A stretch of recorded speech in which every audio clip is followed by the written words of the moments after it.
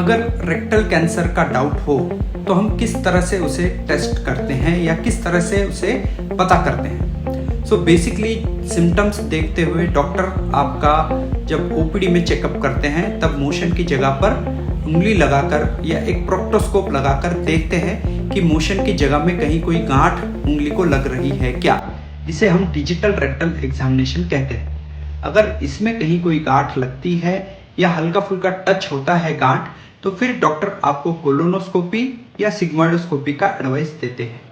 Colonoscopy में हम पूरी बड़ी आंतड़ी का चेकअप करते हैं। सिग्मोइडोस्कोपी में आखिरी 60 सेंटीमीटर जो आंतड़ी होती है उसका चेकअप किया जाता है कैमरे द्वारा।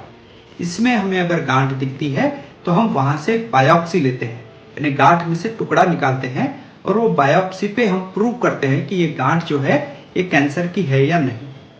अगर हमें क्लियर कट गांठ दिख रही है तो हम बायोप्सी के बाद पेशेंट का एमआरआई करवाते हैं मोशन की जगह का, जिसे हम कहते हैं एमआरआई पेल्विस।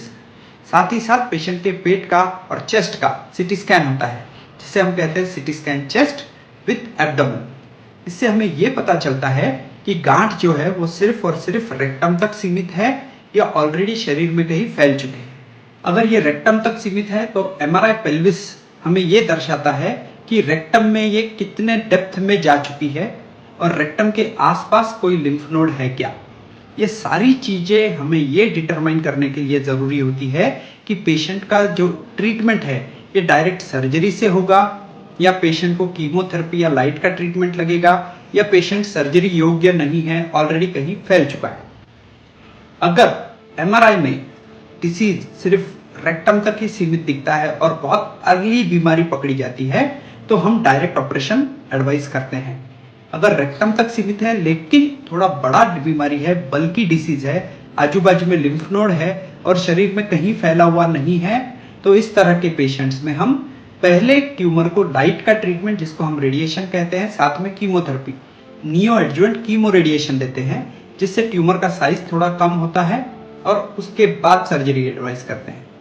किसी किसी पेशेंट्स में ये tumour already liver, lymph nodes, lung में फैला हुआ पाया जाता है। इस तरह के पेशेंट्स में हमारा सारा ट्रीटमेंट जो होता है वो पैलिएटिव इंटेंट का होता है। इसमें हम सिर्फ और सिर्फ कीमोथेरेपी देते हैं। अगर गांठ पूरी तरह आंतड़ी को चोक कर रही है तब किसी ऑपरेशन के द्वारा संडास की जगह को खोला जाता है।